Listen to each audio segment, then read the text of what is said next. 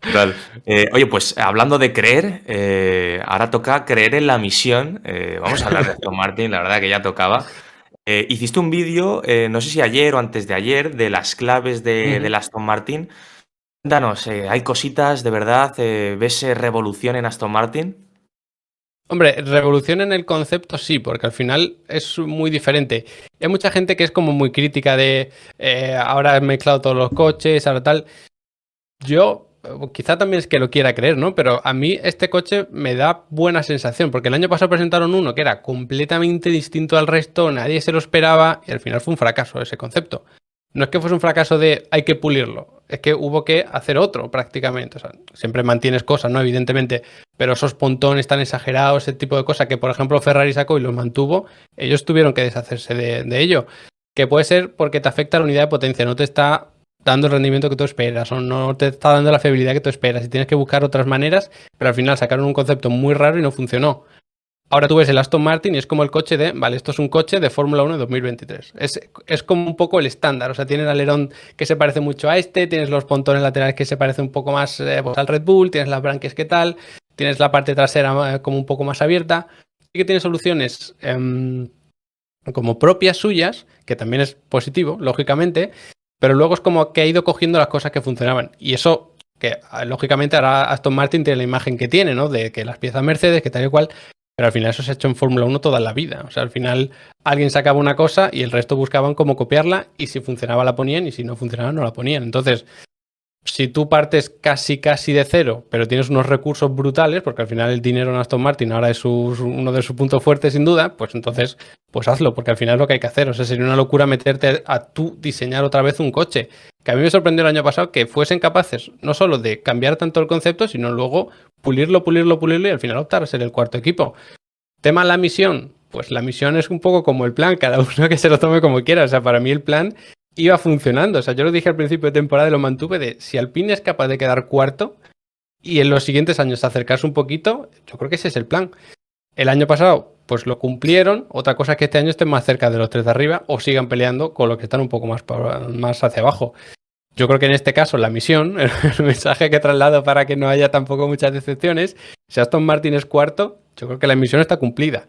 Que puede ser por lo que sea que quede segundo, bueno, puede ser, o que gane alguna carrera, pero es remota la posibilidad, podemos ¿Crees, confiar en ella, pero siendo realistas es muy complicado.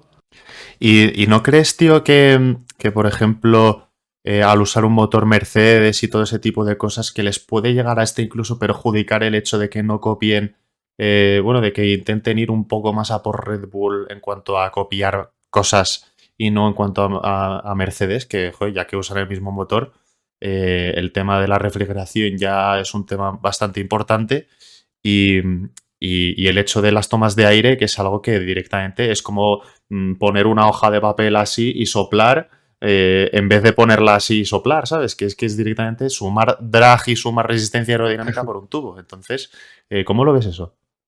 Sí, hombre, llama la atención, pero es verdad que al final tú tienes que jugar un poco con tus cartas y si ves que el modelo de Mercedes es muy complicado, tiene pinta, por El de Red ejemplo, el Bull. Ferrari, o sea, si cogemos a los tres de arriba, parece que el Red Bull pues ha sido el mejor, pero es que encima también es el más fácil de copiar, porque no solo es que puedas copiar el concepto en sí, es que si quieres coges la entrada del suelo, y si quieres coges los pontones, y si quieres, sin embargo, eso, por ejemplo, con el Ferrari es muy complicado y prácticamente nadie lo ha hecho. Y con el Mercedes igual, si al final tú tienes una solución en los pontones tan extrema, es muy complicado cogerla y mantener tu concepto en torno a eso, porque al final lo tienes que cambiar todo.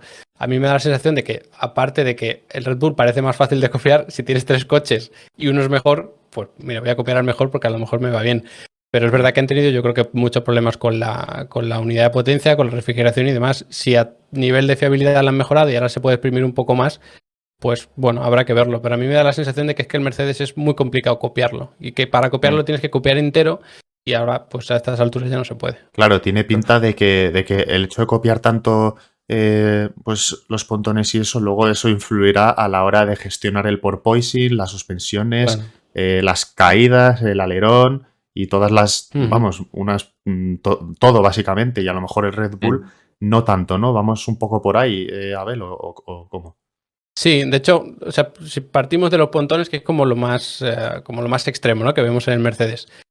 A esos pontones no le llega el aire directo, pasa por el alerón delantero, pasa por la turbulencia que tengan las ruedas, entonces ese alerón delantero tiene que, punto número 1, mandar aire al suelo, que lo puedes hacer por arriba o lo puedes hacer por abajo. Tienes que crear vórtices que ayuden a todos los flujos. Tienes que mandar aire a la refrigeración de los radiadores. Tienes que mandar aire a refrigerar los frenos. Tienes que quitarte todo el aire posible de las ruedas porque eso te genera un drag brutal.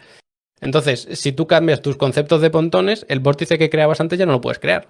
Porque en vez de mandar el aire a donde tú querías, a lo mejor te crea unas turbulencias porque entra en conflicto con otra corriente de aire que tú habías diseñado más o menos. Entonces, Joder, es un castillo de naipes final, esto, ¿no?